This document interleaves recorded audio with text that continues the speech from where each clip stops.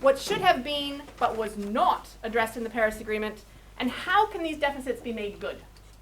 So this is the question that this panel is going to be discussing. However, I know that one of the challenges of a post-lunch session is that you're all recuperating from eating. So to make this way harder on you and way more interesting, before we get to the panel, I want every table to take 5 minutes and come to a consensus decision about what should have been but was not in the Paris Agreement, and how can these deficits be made good. And then we're going to start with the panel discussion, just to get our brains working before we sit and listen and let our bodies relax. 5 minutes consensus, each table. That includes that table as well. Yeah, and that includes that table as well. So let's just quickly go around the tables and give really short answers. Does any table wish to go first, desperately? Otherwise, I'll just randomly pick one. One was being the most awkward. How about this one right here? So we talked a bit about the move, how to move from the INDC voluntary contribution, which is all a bit varied, to something which is more deliberately equitable, according to some kind of principles, or how you move in an equitable way towards a more comprehensive response or solution. About a specific mention of targeting zero net emissions. Okay, so we've got zero net emissions and more of a purposeful, equitable movement. I'm going to just be very short here. So another table has some ideas they want Okay, to we throw. have 3 things that we Okay. felt were left out. Weak on financing, Financing. absence of equity framework, and Yep. it still kind of doesn't make a very strong connection to sustainable development because it leaves $1 trillion elsewhere. Absolutely. Okay, we got those on the table. We're a table of traditionalists. We all felt that more teeth were needed, both in terms of commitments, punishments, and also finance mechanisms. Did you get into what those teeth might look like? No, not specifically. We're also we're not optimistic that they will be forthcoming. Fair enough. We still think that's the most important thing. Okay, nice. You good? Well, we just wanted, I think, more detail of it, say, loss and damage, adaptation, finance, and general financial commitments. We thought there was just need more information, and we had a more radical idea about an agreement on the percentage of fossil fuels with some stable ground. Okay, so we have some concrete suggestions coming out of it. Okay, so we also had worries about climate financing, in particular the danger of aid money being double counted as climate finance money. We were concerned about how there was a kind of mismatch between the 1.5 and 2 degree targets and the how the commitments would, in detailed way, would ratcheted up to ensure that we hit those targets, and also the exclusion of compensation and liability from the final text we thought was. Yep. And the last table back there. Well, we were sort of spending a bit of time on a preliminary methodological question about whether we were in the realm of ideal theory or non-ideal theory. So it's difficult to see, but in the spirit of sort of ideal theory, shipping and aviation, explicit reference to fossil fuels and fossil fuel decarbonisation targets, stronger loss and damage mechanisms, they were probably our big three. All right.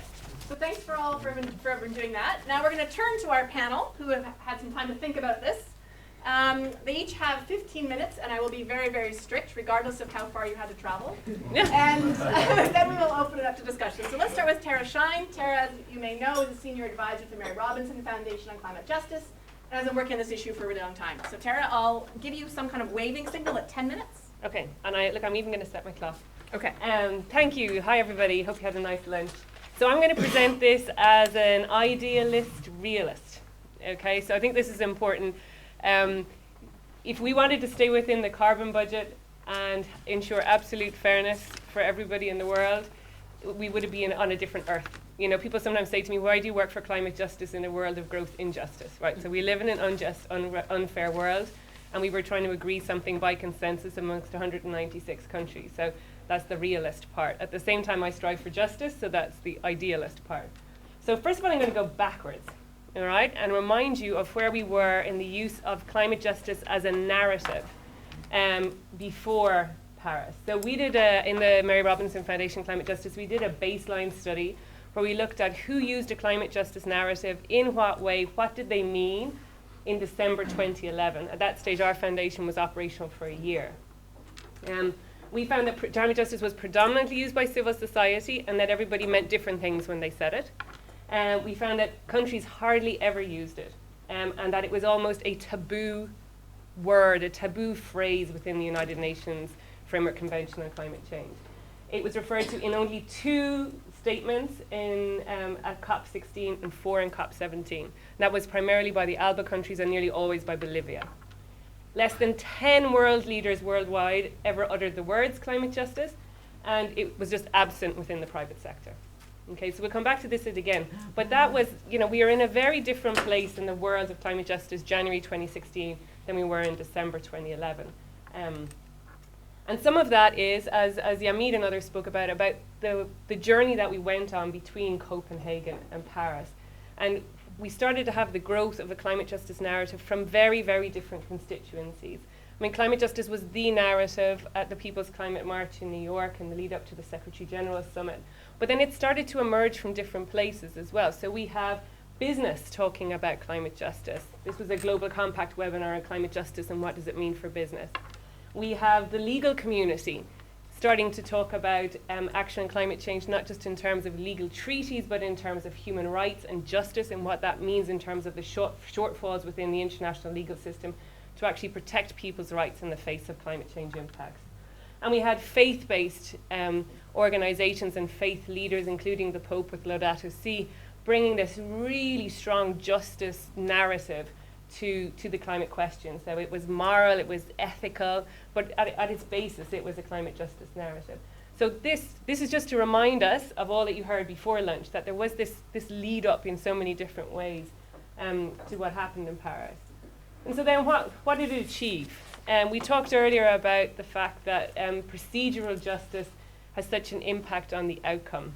For us, one key thing about Paris was, in terms of procedure, it was different to other COPs. And hopefully it puts a marker down in the sand that any future process has to run in this more inclusive type of way. It was way more inclusive, it was more transparent, it was much more in tune with the needs and the limitations which the smaller delegations with less resources faced. It included actively and sought to bring in and make feel welcome non-state actors. So as an indicator of climate justice in and of itself, the way that the COP was conducted in the lead up to it, through all of the diplomacy that Yamid talked about, was an articulation for us of one of the principles of climate justice around participation, transparency, and accountability. Now, it was not perfect. I'm actually going to go down and go back. There are still huge inequalities in the system. The top is a picture of the room that the least developed countries, all 49 of them, share. And there they are with the second last draft of the agreement, trying to analyze it, people sitting on the floor. Belief is how the European Union does the same thing. So there are gross inequalities. European Union negotiators don't run out of credit on their mobile phone. They don't have problem getting to a photocopier. At 3 in the morning, they're not starving and thirsty because they have a whole machine going to help them to bring them food and a drink if they need it. Those sound like small things, but they are the difference between someone being able to get past the 2 hours negotiating a bracket or not.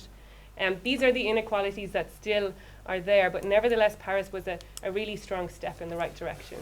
And I think something to remember within all of this too is developing countries didn't come to Paris thinking they were going to be treated fairly. They didn't come to Paris thinking they were going to get a fair outcome. They came knowing that they were already on the back foot, but they came to get the best that they could to take home to their citizens. And I think that what we see in Paris is some of that voice being heard, and definitely people went home with something for their communities. Not enough, not justice, not total fairness, but much more than they might have had there not been this commitment to inclusivity and to voices being heard. Another indicator of this that Yamid mentioned was this high ambition coalition. In every COP that has been successful, a coalition has formed between the most vulnerable countries and the ambitious and more progressive countries. And again, this time it was absolutely at the center of getting an agreement. So when you put the LDCs and the small island states together with the European Union, and in this case, for a first, the United States, and say, we want an ambitious agreement that is composed of this, and this, it completely changes the dynamics, and it completely changes the way that you're going to get the quality of the consensual agreement that you get as a result. So these types of things are important. What we saw through the COP from the Climate Vulnerable Forum and others was there was actually much more time given to listening to the voices of the least developed countries and the small island states. If you look at this, IIED did this, which follows the LDC lead negotiator Giza Gaspar Martins through some of his day. But what you see too is he gets in this time the LDC lead negotiator got interviewed on more TV stations than ever before. Before nobody even bothered talking to them. They were so inconsequential. They're getting much more voice, and that is really important in terms of the fairness of the result that we will get. So on the first day of the COP, 150 leaders came, and it was useful. I really wondered about the usefulness of this, because they came and they said lots of the right things, and then we were able to hold their negotiators to account by what their head of state said on the first day, over and over and over and over and over again over the 2 weeks. And they put down the marker. They said, we want an agreement for humanity. Okay, it wasn't an agreement for the atmosphere. It wasn't an agreement for the planet. It was an agreement for humanity. And that bringing of this people-centered approach, this people-centered narrative into the thing really helps, because suddenly we're negotiating about people and their lives and not about atmospheric gases and abstract things that people don't connect with. It also helps for the media to communicate it, because they're actually now able to understand it a bit better and connect with it a bit better. So the question was, having set that out, did they then give their negotiators enough leeway? Someone spoke about the room that negotiators are given. I used to be a negotiator. You've got a bit of room. You're given a bottom line, you're not allowed to go over it, but how you get around and in between and to just above that bottom line is up to you. So as a negotiator, there is that space. So what space did they give their negotiators? In terms of the outcome then, in the lead up to Paris, we as a climate justice organization were saying, well, if this is a climate just outcome, it will be universal and legally binding, as many others were saying. It will be ambitious, equitable, and the absolute measure of success would be the extent to which it protects the most vulnerable. So what did we get? We got a legally binding and universal outcome, bar Nicaragua, who opted out at the end. But that's pending ratification. So until we get 55 countries to actually come and sign this year, we're not there yet. And I think that's an important thing to remember. There's we have to carry that momentum from Paris right now into April and get as many countries to sign up as quickly as possible. In terms of the ambition, I think to any of us that live in the real world, it was actually a very pleasant surprise to get the reference to 1.5 degrees into the Paris Agreement. That, even in the month before Paris, looked like an absolute impossibility. And that was because of the voices of the most vulnerable countries being brought to the table that we were able to achieve that. We would not have got that without that. We would not, without their voices and without the support that they got eventually from the High Ambition Coalition. And that took brave countries like Germany and others to first of all say, we'll support 1.5 and then bring others along behind them. But once we have stay well below 2 degrees and pursue 1.5, the long-term goal that we have, which is this articulation of net zero, isn't enough. So the peaking needs to be faster, the ambition needs to be zero, and it doesn't need to be before the end of the century. It needs to be by 2050 if you want to achieve 2050. If you want to stay within 1.5. So for 1.5, we need zero carbon by 2050, and that's not what the long-term goal says. So clearly there's shortcomings there.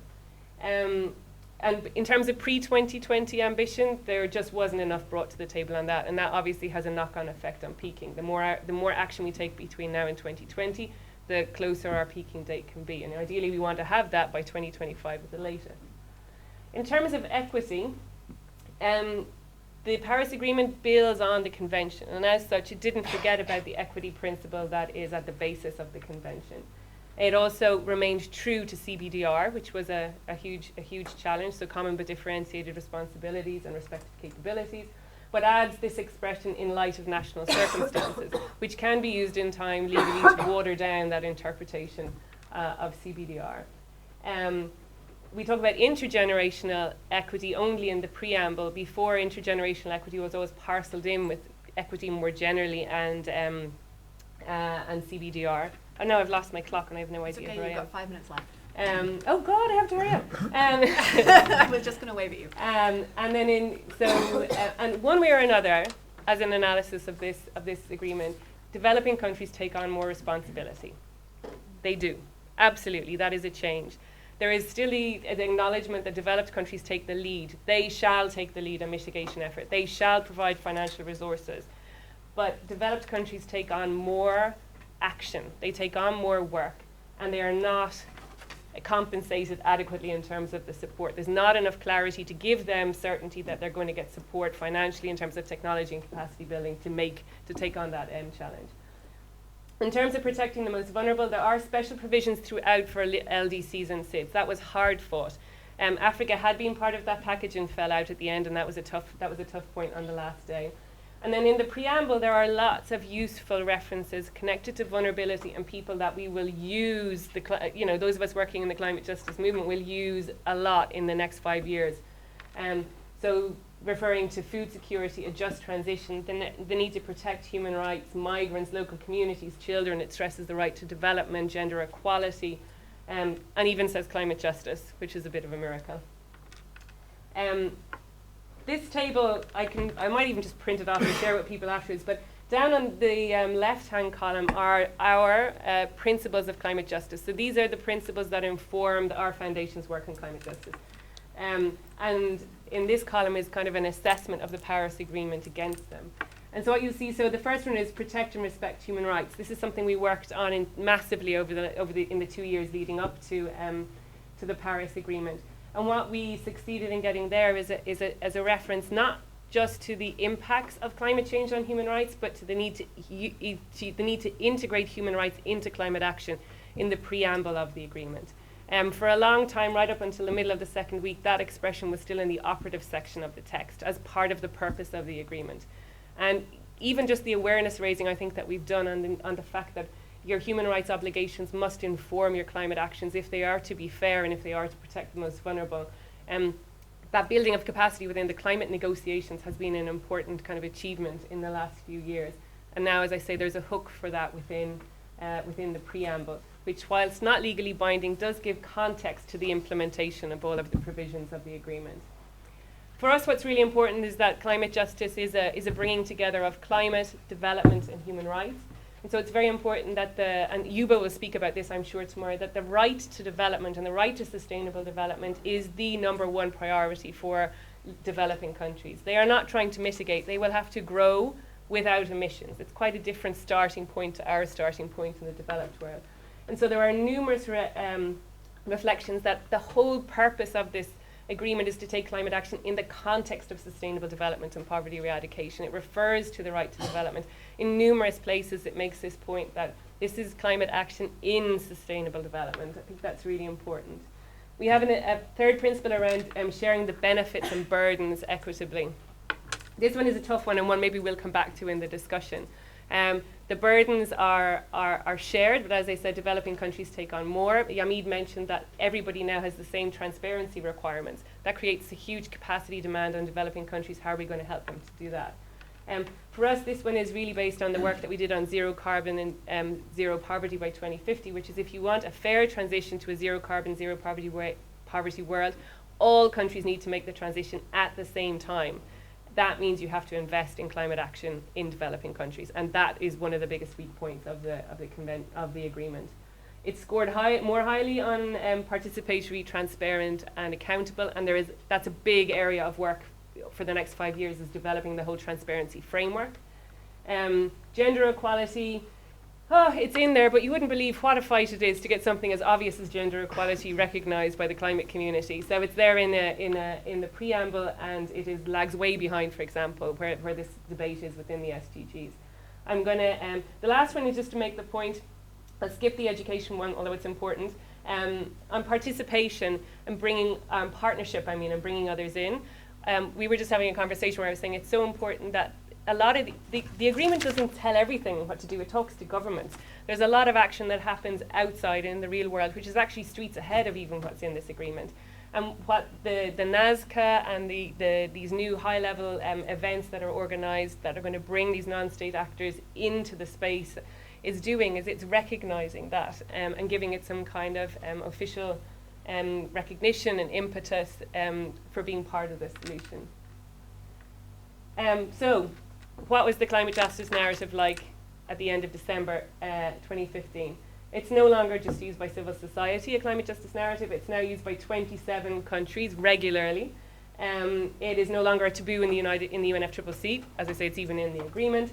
And there, for us, gender equality and human rights are now well articulated within the agreement as well as the right to development. So by COP21, we had 13 statements referring to climate justice directly. We have references to human rights and to gender equality and to climate justice within INDCs. So that's also interesting that people are starting to look at these kind of social dimensions within how they plan their climate action. 34 world leaders, including President Hollande, using the term climate justice, and the Secretary General. And now we even have business, at least 8 business umbrella groups also using the term. So, you know, for me, 1 minute. So the pluses, one big plus is just the normative framing that we now have of climate justice. And I think all of you that work in an academic sense on climate justice are helping us to make climate justice not a campaign slogan, but an approach to climate action that is about addressing the injustice and delivering fairness. I'm going to skip over the blind spots. Not enough security for developing countries that they're going to get the support that they need from whatever source to actually take on this additional action that they've taken. The Civil Society Equity Review of INDC shows that developing countries are willing to do more than their fair share. It is in our collective self-interest to support them to do more than their fair share. And you basically, what we have in there is not enough to keep us within the carbon budget, so obviously that's a failure, but it doesn't shut the door to getting there. That's one thing that's important about the Paris Agreement. It keeps doors open for justice. And compliance is obviously not what we want, not what we needed it to be, and will need to be strengthened. So on this one, I think at least we're not on a is this important or will we do it? We are doing it. The question is now at what pace, at what scale, and for me about making sure that all countries make the transition together, that we leave no one behind. And that again is in our collective self-interest, because it's the only way we stay within the carbon budget. If it's not just the actions we take, it's the actions we support and promote within some of the least developed countries as well. Thank you.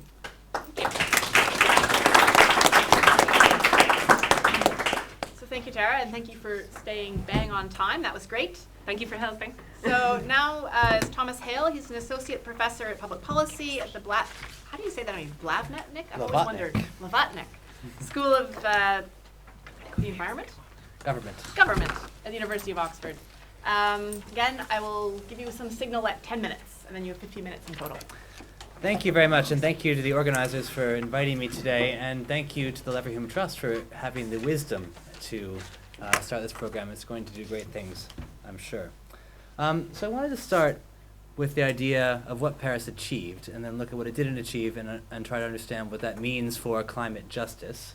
But first I wanted to share with you some very detailed, careful ethnographic research that I've collected from the negotiations, which gives us some insight into what the negotiators themselves thought was Paris achieved or not. So see if you can make out what song is being sung here.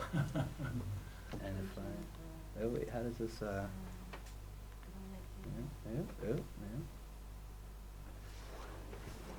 Is there a way this could play? There, great. Were you at the party?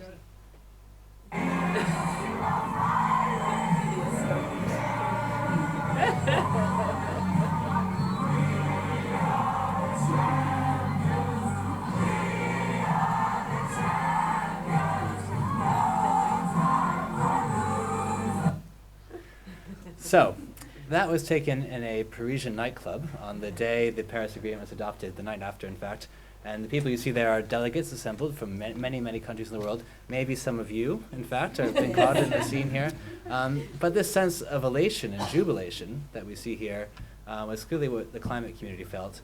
And the question we now have to ask is not just, thanks for the champagne, but how do we make it work from here? And is it justified? So that's what I want to talk about today. So first, what was achieved? Well, a lot of these have been mentioned, so I'll go very quickly.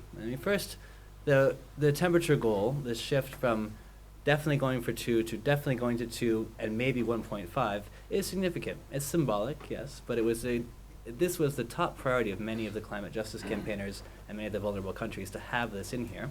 The slogan on the streets was 1.5 to stay alive, which is literally true for many small island states in particular. So this is a significant shift in how we should think about it. I think even more significant, though, is the second one, the long-term goal. And I heard some discontent around the room from the different tables that this wasn't quite getting us to the net zero concept, but it's a bit, woolly, the language, but it says that you can't, in this century, we can't have more going in than is coming out. And that's basically what net zero means.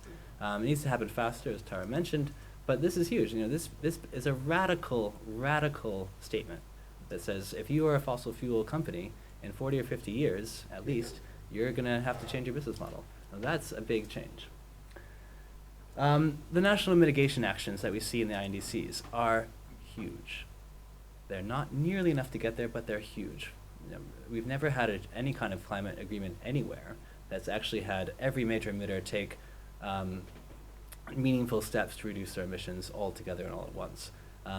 The going from a 4 or 5 degree world to a 2.7 to 3.2 or 3 or 4 world means millions of lives. It means trillions of dollars of state property. This is probably, and if you were a strict utilitarian, which I'm not, but if you were, this would probably be one of the best international agreements ever, and just from that shift. Now, of course, it's not the same thing as a 2 degree world or 1.5 degree world, but it does leave open that possibility, and this should not be underestimated. Fourth, it has this ratcheting mechanism, which we know a little bit about, we want to know more about. So we have 5-year cycles. We know that the new pledges can't be any less ambitious than the previous ones. We have a lot of questions about how it's going to work, but still the idea that there will be some expectation of ratcheting up is an important achievement that was not necessarily given, that we fought hard for and got achieved. And fifth, this has already been mentioned as well, but I think it needs to be extra highlighted because it's huge. We've had this groundswell of action by cities, by private sector companies, by subnational governments, by civil society groups, by religious organizations, all of which are not required under international law or diplomatic reasons to do certain things. We're actually doing quite a lot. So a study that came out at COP21 found 7,000 cities worth about 12% of the world population taking some sort of climate action, over 5,000 private companies with a combined annual revenue of $32 trillion taking some sort of voluntary climate action. And some studies that came out found that these were worth about, by 2020, some of these initiatives could reduce something like 2.5 to 4 billion tons by 2020. 2.5 is more than India emits in a year, and it's about in the same order of magnitude as the INDCs are aimed to reduce by 2030, which is, according to the UN, 4 to 6 billion tons. So INDCs, 4 to 6 billion tons by 2030, non-state action, 2.5 to 4 by 2020. That's the same sort of ballpark, and it means this is a big pillar. The important point, though, is that this didn't happen just because of the Paris Agreement, obviously. This was happening anyway.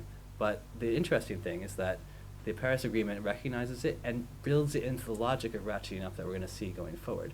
So as Tara was mentioning, it creates a framework, an annual high-level event where these kinds of actors can come back and report on their progress. It creates different platforms to track this action and to try to make sure there are tools for it to be measured and held accountable.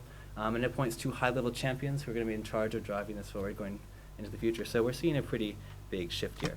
So I've been very positive so far because I see this as a broader evolution of the climate regime. And Dominic was mentioning a very similar idea before of shifting from a kind of regulatory model, a treaty that says, thou shalt do this, thou shalt do this, thou shalt do this, to what you might call a more catalytic or facilitative model, which tries to encourage countries, but also other actors, to be as ambitious as they can and to create international conditions and political conditions under which that ambition is likely to increase over time. That's a very different logic.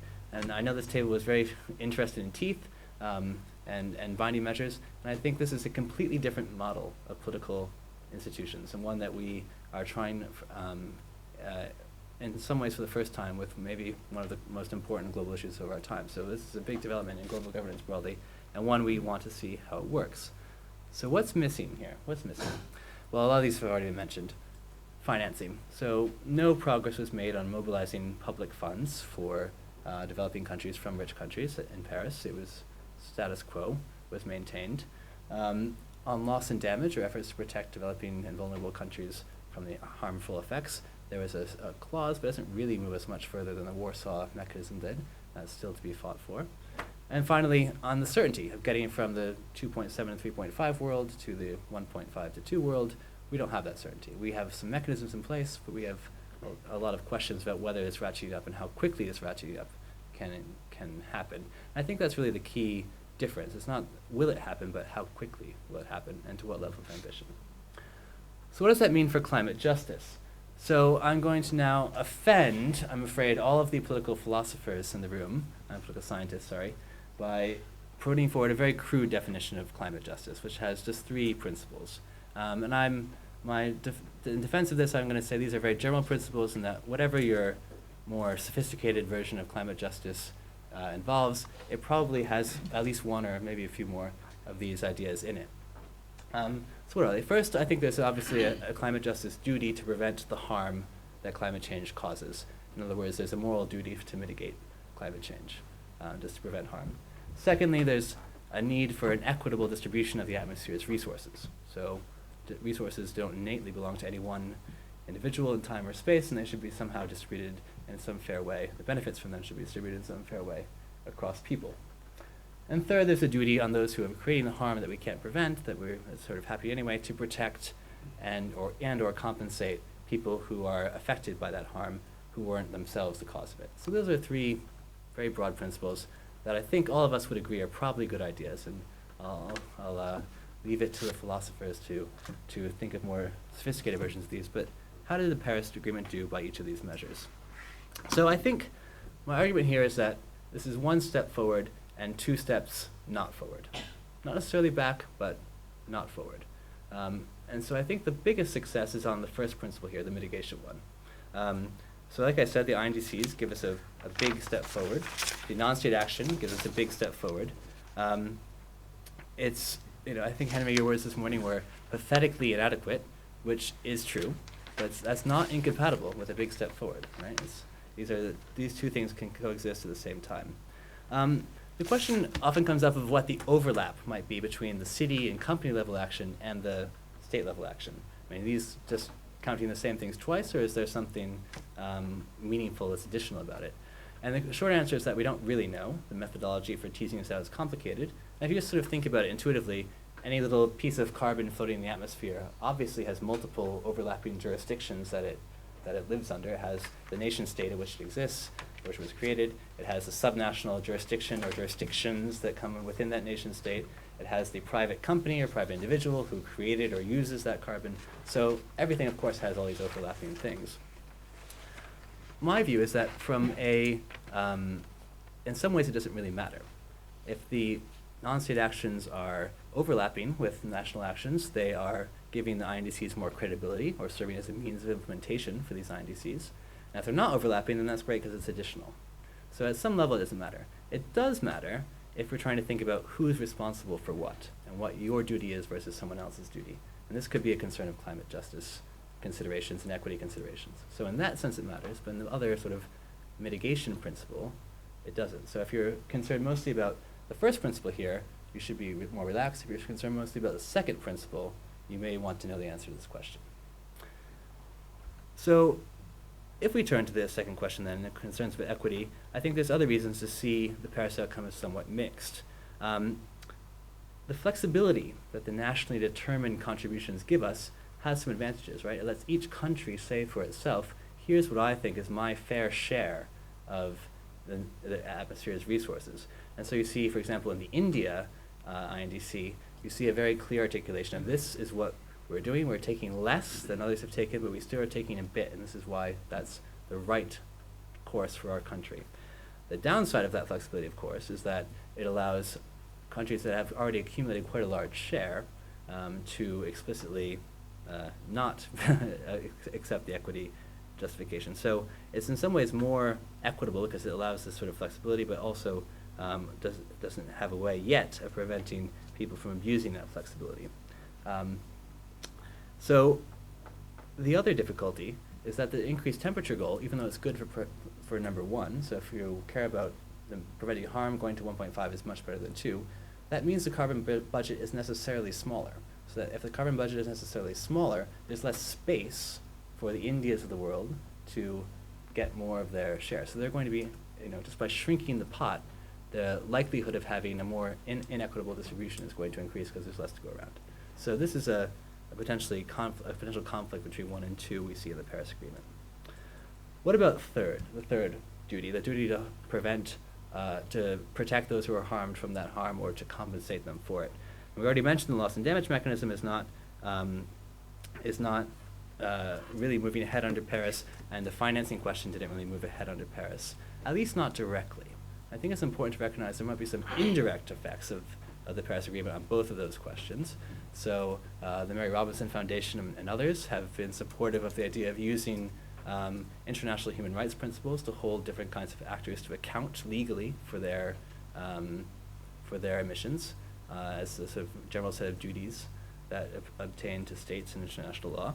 There's also increasing interest by legal environmental groups of holding private companies to account for, say, not explaining the carbon risk they face to their investors. So using these kinds of tools to directly challenge people legally.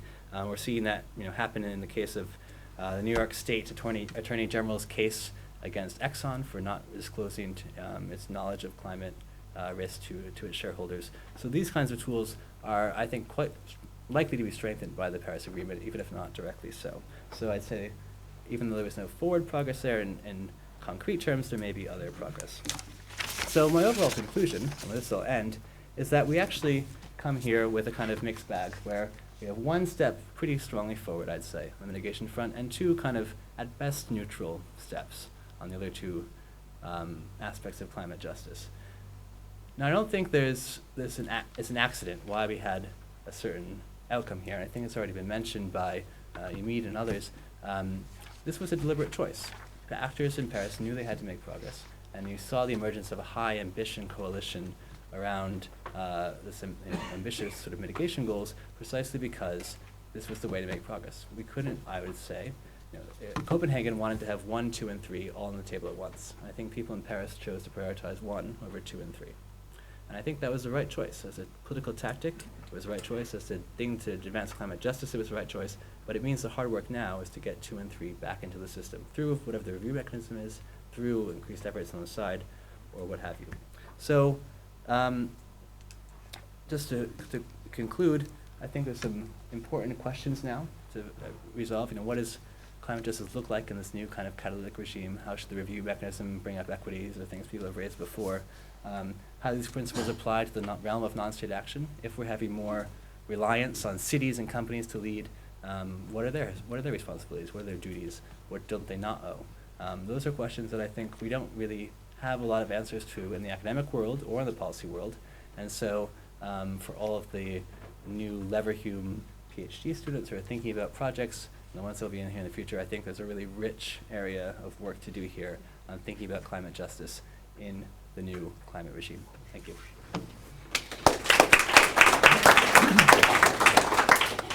All right, and then our last panelist is Maltais from the Department of Political Science, University of Stockholm. Previously, he worked with the Stockholm Environment Institute. And again, I will send you signals at 10 minutes in. Okay, great. So thank you so much for having me here. This has been extremely interesting, and I'm very pleased to be able to also say a few words here. So now you're going to get something a little bit different. I'm a political philosopher, and I'm going to be really thinking about this in terms of justice, and as someone who's outside of the political process, kind of looking in. And in that sense, maybe a bit too detached from the political constraints, but also coming with a different perspective as well.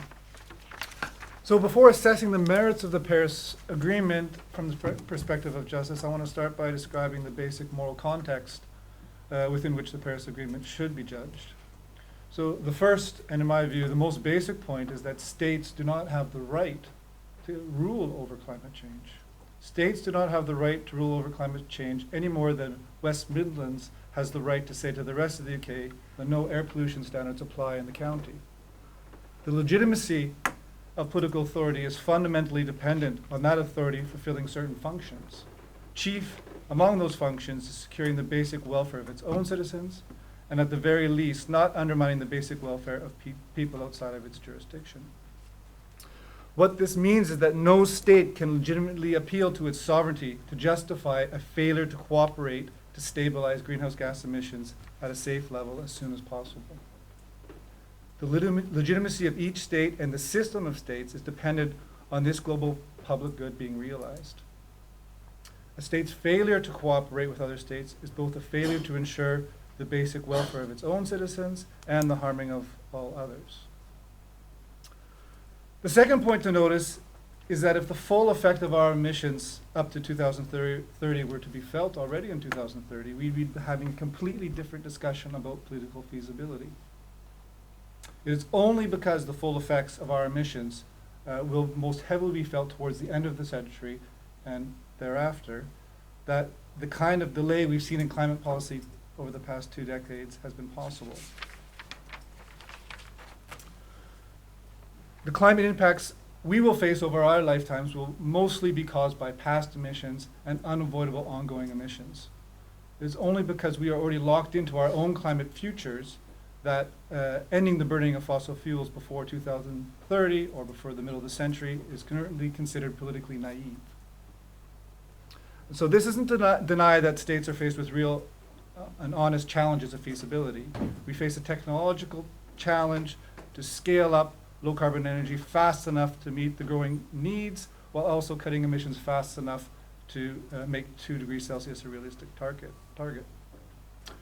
We face enormous challenges in trying to provide a safe climate in a system of states that is regularly preoccupied with rivalry and too often by conflict.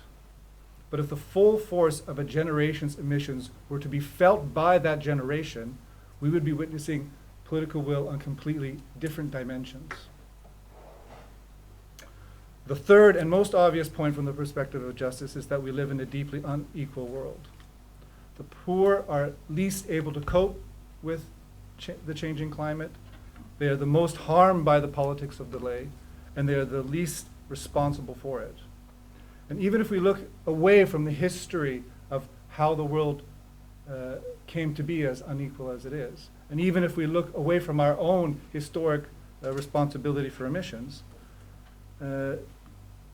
we can see that we have 1.3 billion people that lack access to electricity, 2.6 billion people that live without clean cooking facilities. At the same time, the global population is expected to go up to 9 to 10 billion by the middle of the century. The bottom billions have a right to the kind of safety and human flourishing modern energy services provide. The bottom billions will see to it that they get that energy. The facts of demography and development mean that protecting the environmental conditions for human welfare is fundamentally dependent on decarbonizing our economies at the same time as we provide energy security for all. So if this is the moral context, how does the Paris Agreement measure up? Well, if we look first at the global duty to act, the major accomplishment of the Paris Agreement is that some 190 countries have committed themselves to mitigation efforts and committed themselves to a process of transparency, review, and enhancement of their nationally determined contributions.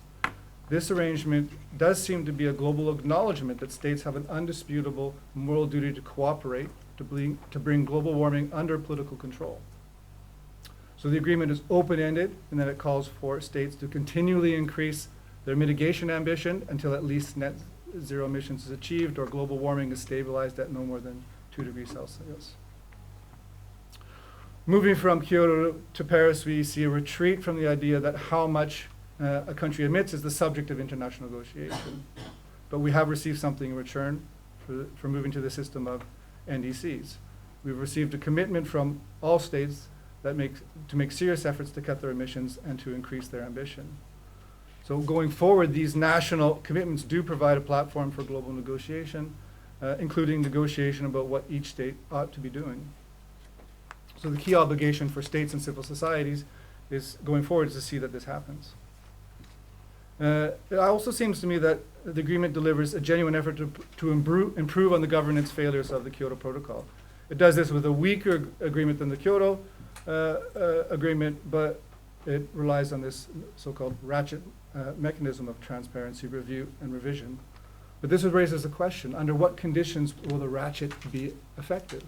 And I think it seems to me anyway that it's clear that the ratchet will be particularly effective if cutting emissions, if mitigating climate change becomes easier. In a context where it becomes easier, it becomes very difficult for individual states to justify failing to satisfy their commitments and failing to increase their ambition. But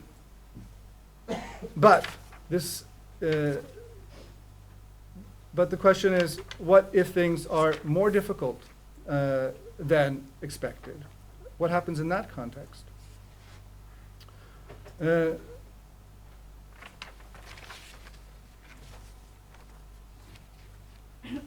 Well, we have good reasons to think that they won't be more difficult. Right? Both governments and industry are sending meaningful signals that new fossil fuel projects are risky business. We've heard a lot of comments about all the actions by NGO and industry. So 350.org says that 500 companies representing 3.4 trillion in assets have agreed to some kind of divestment. We see the falling cost of renewables. And I think importantly, the commitments by countries like China and the US is going to show the scalability of renewables before 2030, right? But there is no plan B in the Paris Agreement. And if things are more difficult than expected, countries are not going to give up on their commitments. They're going to say, we will do it in the next period, right? If things are more difficult than expected, countries are not going to increase their ambition. They're going to say, no one could have predicted the financial crisis of 2019, right? And I think this is the major blind spot, in particular for an agreement that seems to me has a real heavy hope on technological development to get us out of this problem. And this weakness becomes most apparent when we think about how the inconsistency between the Paris temperature target of well below 2C and the national determined, and where's the clicker? 5 minutes, yeah. And the nationally determined commitments. So in the Paris Agreement, there is no date for peaking emissions, and no commitment to ending the burning of fossil fuels before the middle of the century. And then there's this language about net zero sometimes in the second half of the century.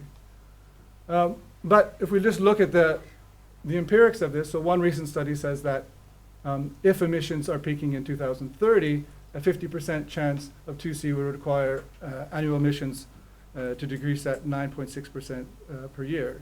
And this is just an example of the magnitude of the task with these late peaking points. They're just enormous. Another study says that to achieve the 2C target, we need 2 to 10 gigatons of negative emissions to meet the target. And the appeal to net zero, and I think there's some real suggestions that countries are kind of counting on this idea of negative emissions. But large-scale biomass and carbon capture and storage are two technologies that are very far from demonstrating their scalability. The development of carbon capture and storage has been much slower than anticipated 2 years ago, and relying on uncertain technologies while failing to commit to aggressive research and development unjustly imposes huge risks on future generations. Okay, so what then about fairness? Common but differentiated responsibilities and assisting developing countries is of course frequently mentioned in the agreement, but looking at the whole structure of the process, it seems clear that it's largely designed to avoid the issue of fairness. So countries determine their own commitments and motivate their own terms for justifying those commitments. So there's no sense in the agreement that the cost of staying within a safe emissions budget and the cost of providing energy security must be divided according to principles of fairness. The politics of fairness is too hard, and presumably the hope is that as mitigation gets easier, the demands for fairness will weaken. But we can't treat talk about fair shares as nothing more than a political obstacle to diplomatic progress. a fair distribution of the cost is key to narrowing the ambition gap. So this is another study, and the numbers here are not that important, but what the study was trying to do was to look at what a fair distribution would be and what the national NDCs are from different groupings. And what we can see here is that the ambition gap is the fairness gap. They're the same gap, right? And so dealing with fairness is also dealing with achieving this goal of under 2 degrees Celsius. So to close the ambition gap, we need to bring fair shares back into the agreement. And I think in particular into the way we assess countries' revised commitments. So as someone mentioned, I think Catriona mentioned before, Article 4 calls for parties to revise their contributions, that it should be a progression, and it should reflect its highest possible ambition. Article 14, paragraph 1, says about the global stock takes that they should be considering mitigation, adaptation, and the means of implementation and support, and in light of equity and the best available science. And I think this is a point of leverage that we may have. As countries are already committed to the idea of raising their ambition every 5 years, there doesn't seem to me to be a really large political risk of trying to push some more shared standards of fairness against which countries' revised commitments can be judged. So, in conclusion, on global political duty, I think Paris is an improvement. On future generations, the Paris targets are ambitious, but the NDCs are not consistent with achieving them.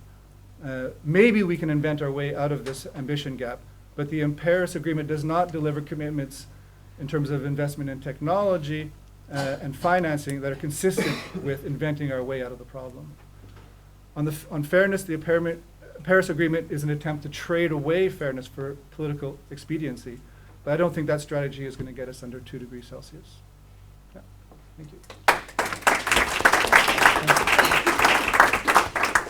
So thanks to all three of you for really well put together presentations and for staying on time.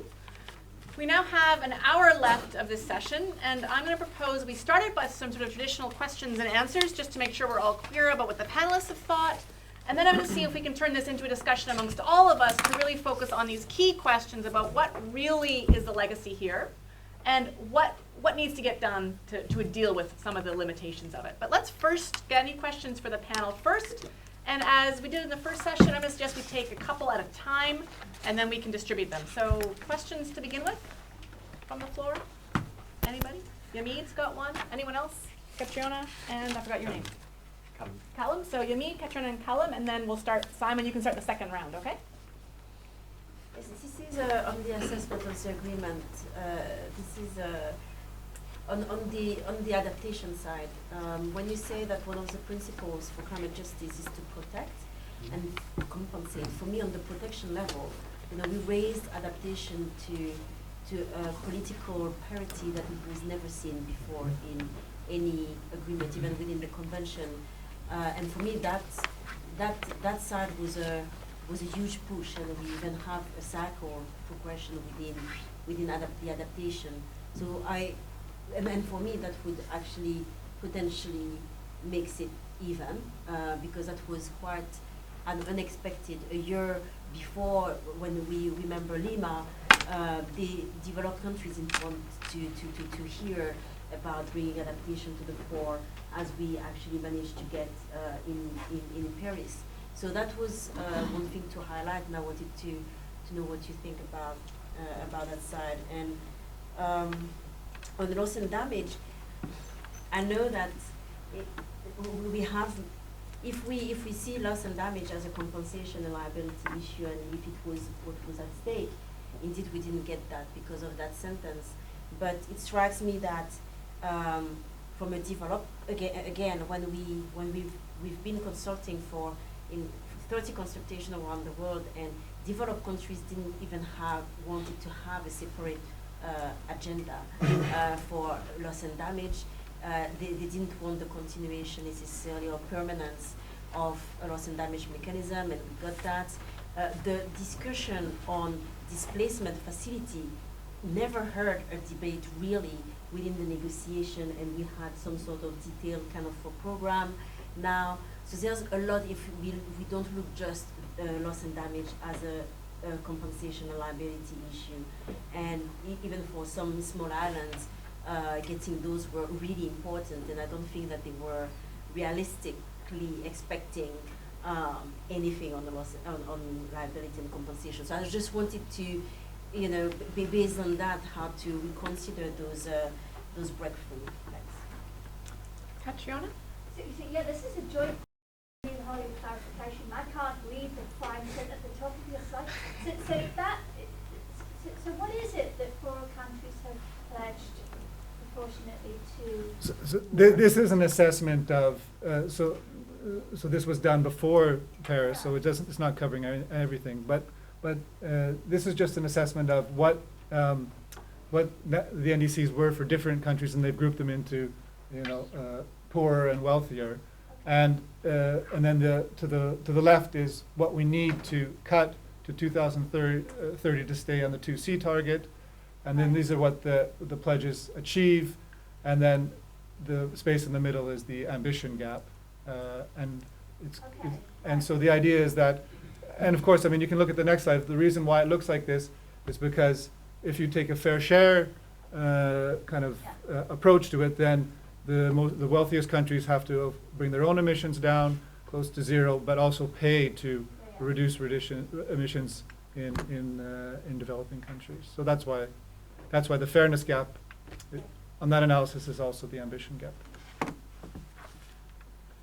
Okay, Callum, and then we can go back to Yumit's question for the panel. But yeah. I think both Tara and Thomas, you touched on the this increased involvement of the private sector in the confidence in what they're doing there. Do you think there are any risks? Obviously, I agree it's a good thing, but do you think there are risks of the kind of proximity of the private sector to these conferences and generally their involvement? And how do you think we can kind of mitigate these risks if there are any? So do you guys want to take Yumit's set of questions and Callum's? And let's say, Catriona, was there a follow-up part to that question? Or Holly? Let's get the full question on the board. Just to get the whole thing out there. Sorry, can we go back to I'm just struggling with the, so it's really the case that rich countries have played significantly less than the poorer countries in terms of reduction, and that's separate of the question of the ambition gap and how we'll fill it. Yeah, I mentioned that too. Developing countries have pledged more than their fair share of action in their INDCs, and developed countries have pledged less. Now that takes into account conditional and unconditional measures within developing countries. Wait, sorry, INDCs. so one thing is more than their fair share. Yeah. And the other thing is poor countries are paying much more than rich countries. No, they're Einstein has 6 gigatons for wealthy countries and 9 for poorer. I'm interested in the proportional contribution of rich and poor countries, and not just relative to their fair share. So you mean the absolute level? You mean that it's 9 gigatons? The circle's saying 9 gigatons for poor and 6 for rich. So this is from this. I'll have to get back to you on. This seems very surprising. I mean, Yeah. it's maybe just surprising, but it seems very surprising. I don't know if this includes the conditional, as you're saying. No, maybe. it does. Yeah. So for the developing countries, this includes conditional and unconditional offers. So an unconditional offer, I will do it anyway. A conditional offer, I will do it if you support me to do it. Okay, and obviously that has a link to the pledged action by the wealthier countries, because that includes both what they say they will do to reduce their own emissions, plus the finance they give to support actions in other countries. So what it looks at, it's really worth reading this report. It's very good, and it uses this equity reference framework that Tom Athanasiou and others have developed over the years. And so it's showing that developed countries not only have to do more mitigation, but they also have to give more in finance to support action in developing countries. And so that developing countries can achieve the full potential of their 9 gigatons, the part that's in the conditional offers. Does that make sense? I think there's also a general point here which connects with some of the issues around transparency and MRV, which is that we don't really know, we don't agree on what the INDCs add up to. So the UN said 4 to 6 billion tons by 2030. This report is a different way of calculating things with different assumptions about what INDCs mean. It's not clear. If you read an INDC, it's like, really, there are multiple possible interpretations of what they mean. So there are reasonable differences that, probably could be driving some surprising things. I read many reports that are surprising, but then if you look at the assumptions behind them, there's maybe some more clarity. So I just want to make sure that was the whole question, right? More or less for now? Okay, so let's go back to Yamina and Callum's questions, which got sidetracked there. Who would like to start with these ones? I think these are great questions, Yamina. I think you rightly are pushing me on not recognizing the important symbolic, but importantly symbolic value of getting the loss and damage clause in there, of getting adaptation to be mentioned throughout the agreement, in a way. If you think back to even Cancun, how far the adaptation discussion has come since then, that's a big step forward. Again, I'll be a little bit, I'll reiterate that I think the effects of these symbolic moves have yet to be seen, and they're likely to be indirect as opposed to direct things. So I think we can justifiably say the Paris Agreement is not making a huge step forward on loss and damage or a huge step forward on adaptation, but may have indirect effects that do.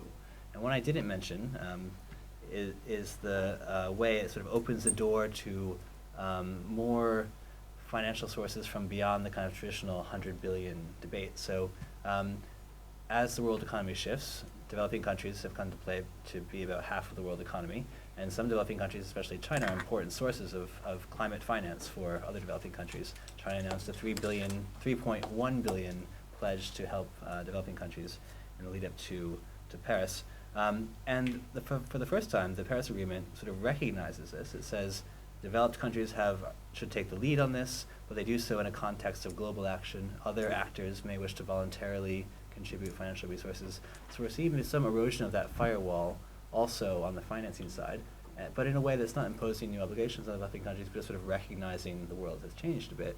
And it's fantastic that countries like China are showing leadership on this.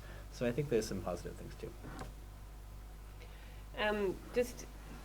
So after I'd finished speaking, I wrote down, gosh, I didn't get to talk about benefits much because, and I didn't talk about adaptation, and I used to be an adaptation negotiator, so believe me, adaptation is very close to my heart. I think the significance of having adaptation on a par with mitigation, as Yamid says, is not to be underestimated. That has been a long and slow fight. When I started working on adaptation within the UNFCCC, it was in 2003 at the Milan COP, and nearly everybody I worked with thought I was bonkers because the objective of the convention was greenhouse gas reductions emissions, and adaptation was nothing but a distraction. And then it has taken years of massive advocacy by developing countries who are feeling the impacts of climate change on a daily basis to get this thing taken seriously. And whilst that might be symbolic, I think it will affect flows of finance and how these things are talked about in the future, so I think it's massive. It's something similar with loss and damage. It did look like going into Paris, it would be almost impossible to get loss and damage recognized as a separate thing to just good adaptation planning. In the legally binding agreement part, whatever about in the decision. So again, I think that's a massive signal, and that's where I mean that Paris opens doors to justice, and it didn't shut so many of them. So that's another door open. Where we take that now is up to all of us, but it opened a door that we perhaps didn't think would be opened. The other thing I think is really important in all of this is there was a lot of things that are going to promote benefits for developing countries that happened at Paris but not in the agreement. Like I'm sure you, but tomorrow we'll talk about the pledges that were made to the African Renewable Energy Initiative. But there was a lot of support in outside the room for quite significant investments of money in renewable energy, achieving sustainable energy for all, in R&D for innovation in all kinds of low carbon technologies, in risk assessment, risk insurance. There were big commitments on those that aren't quite captured within the agreement, but that kind of signal real world change. And those are some of the benefits that I think are important. We were having a conversation over lunch saying that this is no longer a conversation on climate about, it was with Fergus, this is not about burden sharing, we're so bored of burden sharing. This is about, there's benefits in this as well, but then we have to share the benefits equitably too. It's no good that you and me and all of us living in Europe feel the benefits of the climate transition if that isn't felt by everybody else in the world. And then on the private sector question, I think the private sector is in those conferences in every way. The private sector influences what the governments come to the table with all the time. That's why it's been so hard to make progress, because the private sector from the fossil fuel side of things has been constantly in the ear of government saying, we can't do this, you can't do this, you'll kill the country, you'll kill the economy. So to have progressive companies and businesses in the ear of government saying, go for it, do it by 2050. This is what the progressive businesses say. We don't need 60, 70 years to get to zero carbon. We can do it by 2050. You set the signal in the legally binding agreement and we'll figure out how to deliver it. So that kind of message in government's ear from the private sector is useful. And I would say it's there anyway, so bring more of the progressive voices in. And just a small follow-up on that point. The greenwashing risk, I think, is often stated in a generic way. And I'd be very curious to see more interesting research on showing, does greenwashing actually occur? You know, how much does being able to show up with Ban Ki-moon help a CEO obscure his or her, dirty deeds on the side? I think we think about that a lot, but I'm not so convinced it's always as big a problem as we see.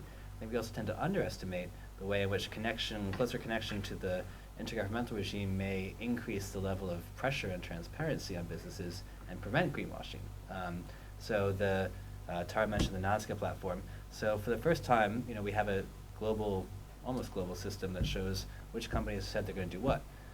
That helps civil society groups and others hold them to account in some ways. Some groups have proposed there be kind of like a UN ombudsman who's in charge of fielding complaints on that platform to see if companies are actually doing that kind of thing.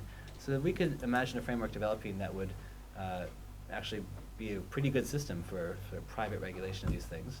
And if we get that, and without some sort of demonstration that the greenwashing is a problem, I'm sort of quite in favor of it. All right, we're doing a round of questions. I had a hand up at the very back.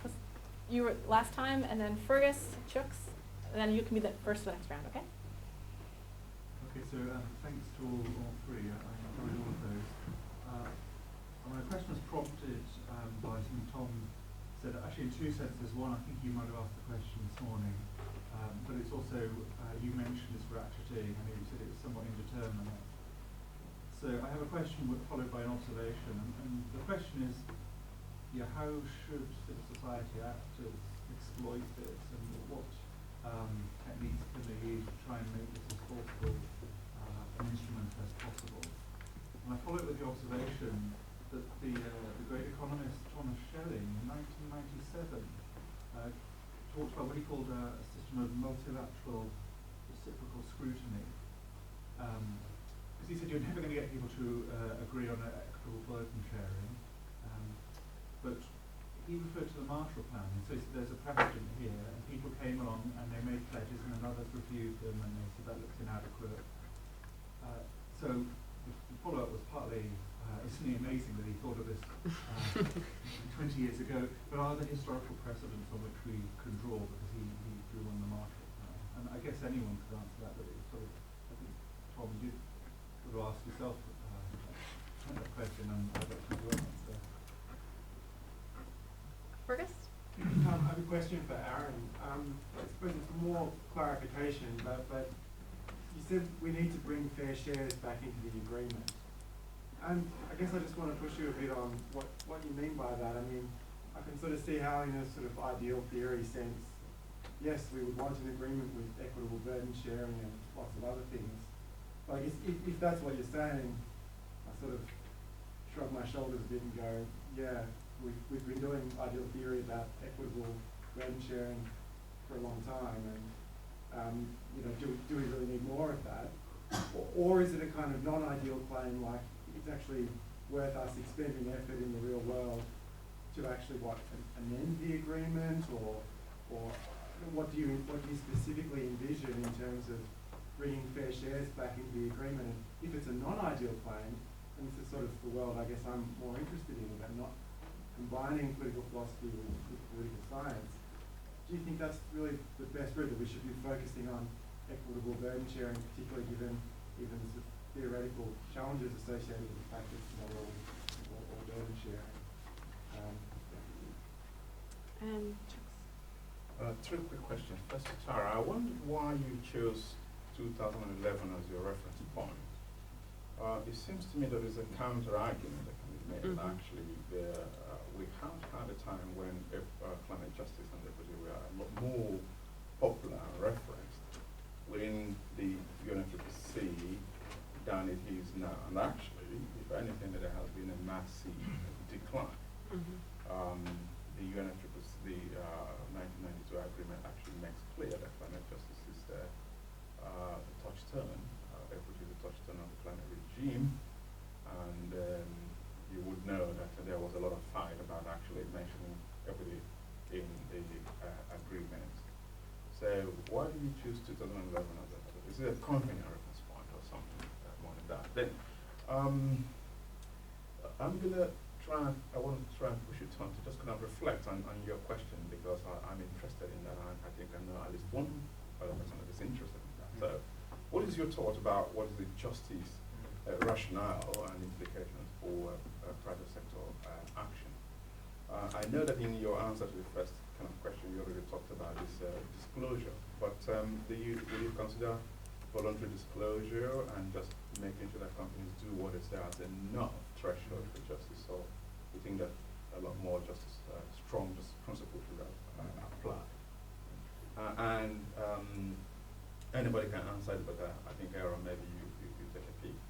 And I just again want to push people on what they think about the path dependency of justice within the regime. To what extent what we have now been shaped by pre-existing institutions or not? Shaped by what kind of institution? By pre-existing narrative and institutions. Okay, so you guys want to, those are three? You guys want to take a shot at those ones? In whatever order you wish, go for it. You look like you have an answer at the tip of your tongue, Thomas, so why don't you start? I have more questions than answers, but someone often says that if in my discipline, political science, if someone doesn't quote Schelling by the second day, then it's not a very good conference. We're already in the first day, and we have Schelling quotes, so we're definitely off to a good start. And the reason for that is that if you've thought of something, Schelling's thought of it 2 or 3 or 4 decades before, most likely. So it's a great example of that. But beyond that truth, there are many intergovernmental institutions that have some kind of review mechanism in them that functions in similar ways. So if you look at human rights agreements, there are reviews. If you look at the OECD process, which is more technocratic on development aid or taxation, compensation, or competition policy, there are these peer-to-peer review systems. IMF Article 4 review arguably has elements of this. So there's a lot of interesting experiences. There's even a review mechanism within the existing convention that was more technocratic, but it offers us some information. So I think the question for us in the academic community is to say, under what conditions do these kinds of reviews actually matter for political outcomes? The best work I know on that is a report that came out last year by the Stockholm Environment Institute, which was framed more kind of like the how should we review INDCs pre-Paris, but the lessons of what they learned from different other examples are very germane. And as we now try to figure out this year, what should this review and compliance committee look like, that kind of comparative stuff is exactly what we should look at. I'm a little bit shocked that we in IR don't have better kind of a body of knowledge on this sort of very important question, but it's a great domain for future research, so let's do it. And then on the Chuck's your question on justice, we have a lot of research on the role of transnational actors in global governance and the legitimacy thereof, and many of you in the room have worked on some of those questions. But the legitimacy of private governance is not the same thing as asking the justice question, or not exactly the same thing as asking the justice question. What is your duty or obligation to act? And I think, I don't have an answer here, but I think there's some very clear-cut cases where private companies must have that duty, and the Exxon case is quite a good one. Exxon apparently knew, for 40 or 50 years ago, that climate change carbon emissions had a certain effect on the atmosphere. It then lobbied the government to create exactly the opposite, to do exactly the opposite of what that knowledge implies. So just like tobacco companies, just like other companies that knew that their products were harmful to the public good, who then lobbied did everything they could, I think there must be some liability that applies to those kinds of actors. And we'll see if the legal system agrees now. The more interesting question, though, I think, is actually the subnational one. So what does a city, what does a group of citizens of a city have that their nation state may or may not have?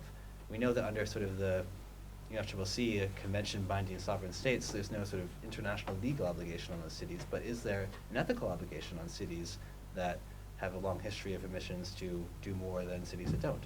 And I think my view is that ethically they must. And so I think teasing that out, how it relates to national responsibilities versus local ones, would be a great topic for political philosophers to look at. The establishment of liability, as messy as that may be, is not the same thing as what is a just contribution obligation to. No, indeed. So to the ideal, non-ideal question. So my thought was the way to bring it back into the agreement is exactly into this discussion we've had now about the review process. So when we're going back to countries and saying, are you being ambitious enough? Are you pushing the envelope forward enough? The question is, against what standard do we measure that? Because this is a moment of justifying your policy, right? And so I don't think it is too ideal to think that we can bring fairness back into the agreement there. For one reason, because the standards against which we're going to judge these commitments are not just the ones that are formally in the agreement. Civil society can come with their own standards. These justifications are going to be transparent and public, right? So there is this opportunity for leverage, and I think it will be quite difficult for countries to kind of backtrack on that aspect of the agreement, that they need to be transparent, that they need to subject themselves to review. And so I think it's also worth trying to get fairness into the actual agreement. And I think you're quite right, if things turn out to be much easier than they have been to date to actually do the mitigation, if, as your analysis says, that it's just self-interested to make these investments, then I think this will fall away. But then you have to kind of answer two questions. Why aren't countries making the investments that would follow the analysis you've made? And two, if things are harder than we expect, especially when we try to bring emissions down, 50%, 60%, 70%, then fairness will become important, because it'll make a huge difference to whether we meet the safe targets. So, yeah. I just should answer Chuck's question. So December 2011 is because that was 1 year after the foundation was created. But that baseline is online, and it contains a history of climate justice, the climate justice movement, and climate justice as a narrative. I guess what I don't know is to what extent a climate justice narrative was used as a rationale for the discussions around equity in 1992. My sense, it was a slightly different fairness narrative than necessarily a justice-injustice narrative at that time. But the baseline has a nice history, if you want to read back as to kind of what probably where it all came from. And then you asked about climate justice as a rationale for private sector, or what is the rationale for private sector engaging with climate justice. One of the hardest things we've done in the last few years is try and get a climate justice narrative that works for business, because obviously they're in it for their self-interest, and they're in it to make money, and this is a hard one to find. But it's around the social license to operate in the end of the day, and that works. We've looked at working with companies and businesses that are already committed, for example, to the UN guiding principles on business and human rights, and you're kind of looking, well, you're 3/4 of the way there if you're already doing that. How do you connect that with what you're doing around assessing your climate risks? You can go the other way around with companies that are working hard on their climate risks, but perhaps haven't paid enough attention to kind of their human rights requirements. And so looking at building on the kind of the tools and instruments that business are already using and tapping into, I think, which is the strongest argument, which is around the social license to operate. And then Simon asked about civil society and the ratchet process. I think it's things like this. It's like using the equity fair shares, but it's also looking at measures against human rights as well, I think. So are you taking these actions in a way that's consistent with your human rights obligations? Are the climate policies you're undertaking having any negative impacts on energy poverty or food security? Have you taken those into account? Are you ensuring the active participation of all sectors of your society? So in addition to the kind of equity review, I'd like to see a kind of human rights review of those as well, as a way of kind of safeguarding whilst increasing ambition. Any thoughts on path dependency, especially from the political scientists? We haven't. You mean from past perspectives on justice within internet? Yeah. I mean, there's not a lot of research on justice dialogue effects in I applied for a grant with Karen Beckstrom at EU20 on doing this study. What effect does justice talk have on the effectiveness of international negotiations? And we got 14 out of 15 and no money. So unfortunately, we have to wait until the next round maybe, but I don't have a good answer actually. So, did I hear a follow-up question at the back? Yeah, so it's just to Tara, but I mean anyone up there as well. I mean, I wondered about this and whether equity reference frameworks, with which, as you'll know, I'm very sympathetic, might be slightly counterproductive if you did that at the global level. So suppose, so I know some climate scientists who just say, we just want to put out the scientific data on it, and then you judge it, and if it's got value laden with equity reference framework element, those who don't like that equity reference framework will just rubbish the whole thing. So is there a case for something that has no normative commitments built into it? It just kind of gives you the facts. I don't ask us, I like the equity reference frameworks, but I'd be worried if people dismissed it because they didn't like the normative commitments being built into it, and wondered if there's something just for having the facts. I don't think politically anything like this will ever be accepted. Anything that shows a country to be not doing enough, that country will say, well, I'm not going to sign up to that then. But I think putting this information out into the public domain is useful. But I think we need to go beyond this. We need to do more than measure greenhouse gas emissions. We should also be looking at, are countries doing enough to protect their citizens from the impacts of climate change? Are they taking their adaptation obligations seriously, whether they're developed or developing? Have developing countries got a really solid adaptation strategy, but are unable to implement it and protect their citizens because of they're not able to get at finance through any system? So I think there's all that richness needs to be brought to the table too, so that we're not just measuring it in terms of greenhouse gas emission. I just had a two-finger on that one. I think one of the interesting observations I would make on the INDC is that countries seem to be explicitly or implicitly referring to others when they're doing their fair share calculations. So not some sort of first normative principles determination of what's fair, but so the U.S. said that much, so we'll say 1% more, and I think that's likely to be how the sort of equity comes into the ratchet mechanism in practice. So it might be interesting for those in the normative philosophy community or in the equity movement or others to think about how to make that work politically. So creating this sort of race to the top kind of dynamic might be more of a tangible way for equity to come in than a sort of, because there never will be this objective normative view of what's right. I'm going to suggest, I see a couple of hands, and I'm going to suggest that what we're really starting to have here is a discussion, which would be great, because we have this whole room of expertise, and some of us are sitting with our backs to each other, and I'm wondering if we could find a way so that we can see each other better, and where we can actually open this up, because I think there's some really interesting questions. I know there's a couple questions on the floor, and I haven't forgotten you, Yumi, don't worry. But I also, so there's questions here, how do we make this work? And on the floor already, in the conversation, various ideas about how would a ratchet mechanism actually work? What's the logic behind it? What would be needed? We have conversations about transparency and reviews. Well, what should we be reviewing? What needs to be included? Who? Is it just companies? Is it countries? What is it? We have a lot of discussions here about narrative shifts. There's this idea that shifting a narrative has some kind of power. Well, what's our evidence base? What's our argument? We have a climate justice narrative. We have the green growth, climate economic benefit narrative. Where is that coming from? What would that look like in terms of making this go? We have the legal liability conversation happening. And I think in this room, we have all these university people and civil society. So what do we do? Let's get, the core question of this was, how can these deficits be made good? So let's take that seriously. What needs to happen? What are the key questions? What are the contributions can get made? And let's just open this up. But before we do that, we have two outstanding questions from Yamid, and I'm sorry I don't know your name. Let's do those first so the rest of you can start thinking, and then let's please try to have a conversation, because I know many of you have ideas, but that aren't just in a pure question and answer format. So let's just, first two questions, and then we'll switch modes.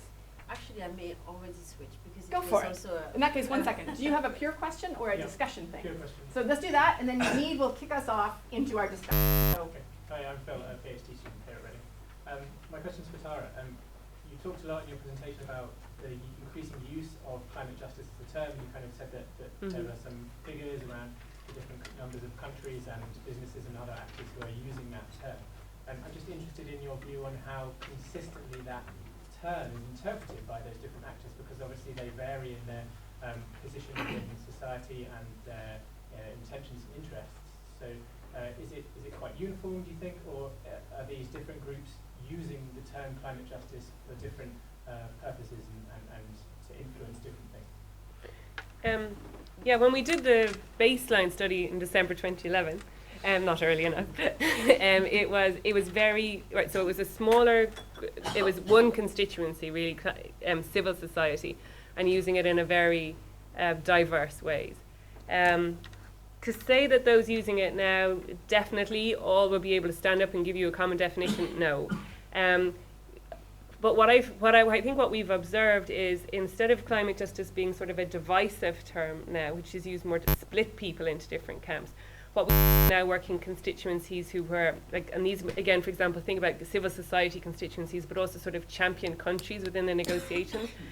They were finding common ground in climate justice for lots of the concerns that they wanted to bring to the table, that were around the just transition, protecting human rights while taking climate action, making sure there was gender equality, ensuring access to energy for all as part of the discussion, making sure there was fairness in that broadest term. So what we found this time is that climate justice was a narrative that pulled people together. In Copenhagen, one of the things that sank the ship for a lot of the civil society organizations working on their, like, little pet topics, all crucial topics, but they get called the pet topics, was every time one of those words came up, so every time we said vulnerable people, we had a long list of everything that came afterwards, and then and so it just got, you know, and it ended up being about 4 sentences long, and every time you said one of the words, all the others had to come along. So each constituency was so busy arguing for its particular issue that there was no finding of the common ground. What I found this time in Paris was there was much more an understanding that these important issues were bound together more within this kind of a narrative, within a climate justice type narrative. And then, yeah, you and I were discussing at lunch, yeah, so does a head of state, when they say climate justice, mean the same thing, perhaps, as one of these civil society organizations that's very much championing for rights, you know, human rights at the heart of climate action, for example.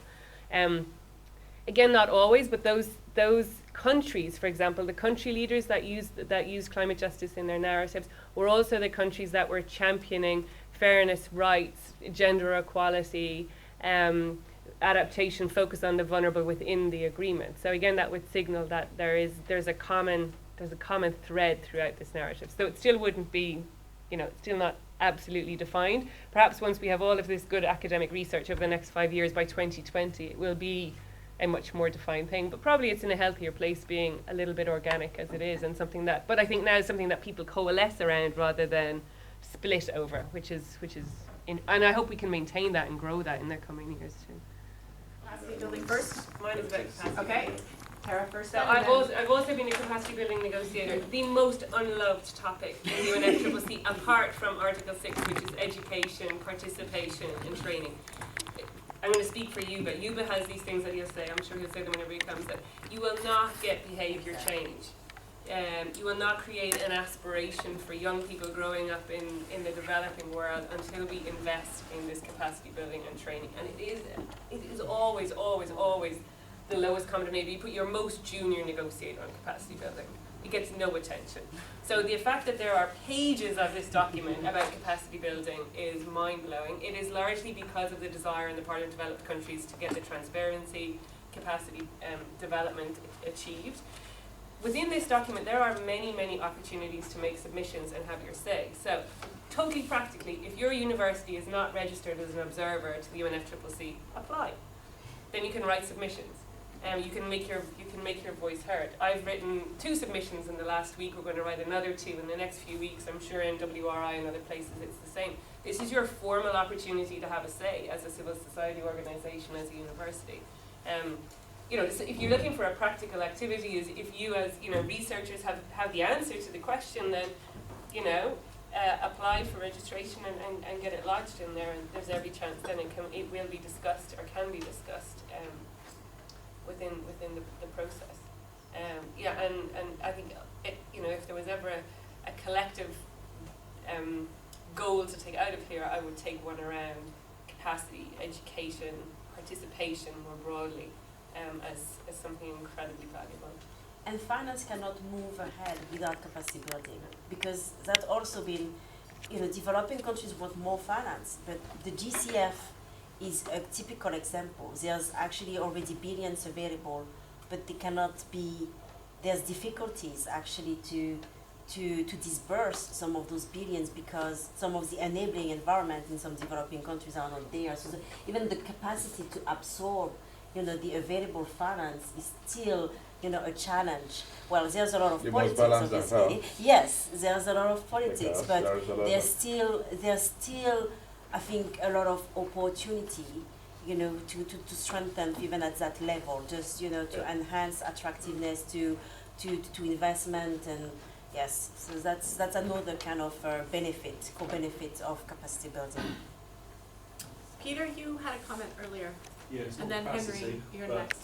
It was coming back on their point on finance, and one other thing I think we've not mentioned much today, if at all, is around carbon markets and the justice impacts of that. Because although the carbon markets in general perform quite poorly, there's continued emphasis on including them and highlighting them as a key vehicle for tackling climate change. And they crept into the Paris Agreement, not very explicitly, but there's lots of talk about joint and cooperative action, etc. And as you know, through the whole CDM policy dialogue process, there are plenty of accusations of injustices, dispossession, human rights violations, etc.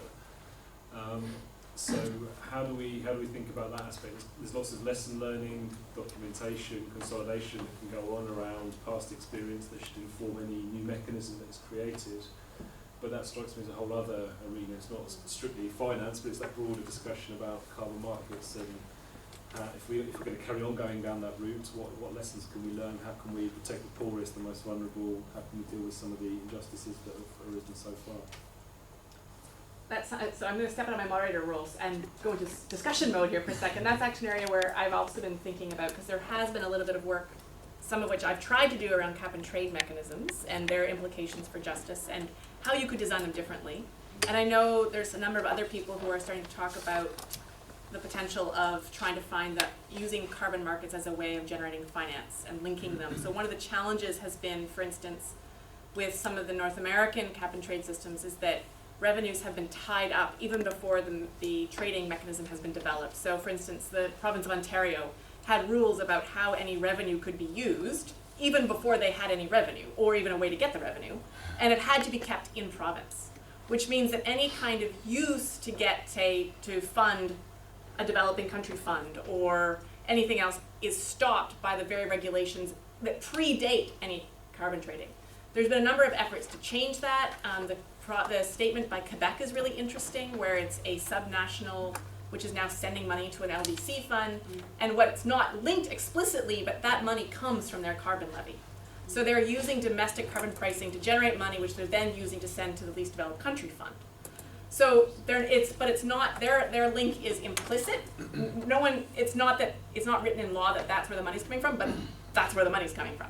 So there's opportunities there to be creative. The reality is they're not. I think that's an open question: is how would you do this genuinely, thinking about all the implications of justice? Because most of the ways that these are set up by default won't probably get you towards justice unless you're super creative. But that's me being a discussant. Now let me step back into my moderator role. Henry, you had a comment. Right. Tara suggested that organizations should appoint themselves as monitors of how adequate the ambition of countries is. I'd just like to give what I think is a positive example of that sort of thing happening. And around 1961 or 62, a few people in London started issuing reports about how many political prisoners governments held and whether they were torturing them. And they called themselves Amnesty International. At the time, government's response was, who the hell are you people and who asked your opinion? But they kept doing it, and of course now, when Amnesty International issues a report, it's very embarrassing to those governments. They've created their own authority, and what I think would be interesting, and I hadn't sort of thought this through, is see whether there's some lessons. I mean, one thing was they kept it very narrow, so they didn't comment on, are you corrupt or not? are you democratic or not? It was just, do you have political prisoners? Do you torture them? The other thing, secondly, they were very rigorous and tried very hard not to make mistakes, and when they made one, they admitted it. But the third thing, and I just wonder whether there's an analogy here, is every chapter of Amnesty International had to adopt 3 political prisoners, one in a communist country, one in a capitalist country, and one in the third world. And you couldn't just criticize communist countries, and you couldn't just criticize capitalist countries. I wonder if maybe, this is just a tactical question, but it might not be a bad thing if whoever gets into this business could make a point of, criticizing a developing country, a developed country, and somebody else, I don't know who, a small island state or somebody. I mean, maybe you can't, the analogy won't hold up, but I think it's very important that you not just seem to be beating up the developing countries, or just what I do, beat up the developed countries, but seem to be doing rigorous, impartial, careful, narrow assessment. And a lot of organizations represented here could potentially do this. This thing that Tom Athanasiou did that turned into this fair shares thing is actually could be a sort of start. But I mean, you could really keep doing that. I saw a comment from Fergus at the back. Yeah, I just wanted to build off that. I think that example, Henry, gives a really opens up a really important point about concreteness versus abstraction in this whole thing. So Tom, I think, drew a nice distinction between sort of the regulatory model of the Kyoto model, where it was all about precise targets and highly ridiculously complex accounting mechanisms to deal with these abstract entities of emissions. And in this kind of catalytic or facilitative regime, we've done away with all of that elaborate infrastructure, which didn't really achieve much, I think, anyway. And so we need to think about what role we can give, or what we can expect in the international realm, where we can't even rely on the sort of theoretical promise of this kind of managerial top-down regime, where we can have precision in these kind of highly abstract technical things. And I think what we need to do is move much more from the abstract to the concrete. Because when we talk about emissions, there's an extraordinary amount of wiggle room that countries have in terms of holding them to account.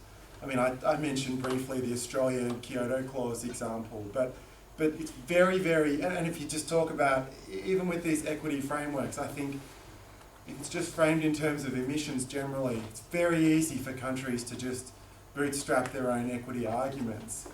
And you don't have this kind of rigorous enforcement regime to hold them to specific targets, which, as I said, was a bit of an illusion anyway. So in terms of what to do, I mean, I think we need to turn much more to things like, don't build any new coal mines to hold countries to account. And that's sort of where I think Henry's the nice concrete example of amnesty comes into power. You can put a lot of pressure on countries to not build coal mines. First of all, you get a lot of civil society behind that. So you can kind of tap into a groundswell of popular support. It's simple, it's easily observable, it's readily reportable, and things like that. So I mean, I'm slightly biased here because I'm consulting for a new campaign to not build any new coal mines, but this is one of the reasons I want to giving my time to this campaign, and not to, I won't be giving any time, I suspect, to sort of review mechanisms within the UNFCCC. I mean, I think this is where we need to go. I see. So I know Tom had one last comment, and I'm going to suggest we wrap it up because our next session starts right at 4:30. And my guess is people are going to need to stretch a little bit. And the next session is the Leverhulme doctoral students, and we really don't want to be fair to them, especially because of the next generation. So we're going to wrap up with Tom, and then let's all stand up and stretch and try to get back as quick as we can for the doctoral students. So. I just wanted to underline Peter's point on the justice considerations of market mechanisms, but also connect them to Aaron's point about negative emissions, which I think we didn't talk much about today. So if we want to achieve 2 degrees, or if we want to achieve 1.5 degrees, we're probably going to need to have negative emissions. That could come from carbon capture and storage, or it could come from big forestry projects in large parts of the world. And as Peter rightly points out, we know there are really important justice issues to consider here. So we all want to get there. Negative emissions are probably going to be part of the solution. So it's a big justice question we're going to have to answer under this new regime. So thank you, Peter, for bringing it up. Can I say one thing? That's why we fought so hard to have human rights inform all climate actions. And it is only there in the preamble, it is not in every article, but that gives us the room to go back now, and in every one of the articles, particularly these that have the greatest risks, go back and say, if CDM projects had been designed with human rights obligations in mind, half of the things that went wrong would not have gone wrong. All right, everyone, thank you very much. What time should we come back, Catriona?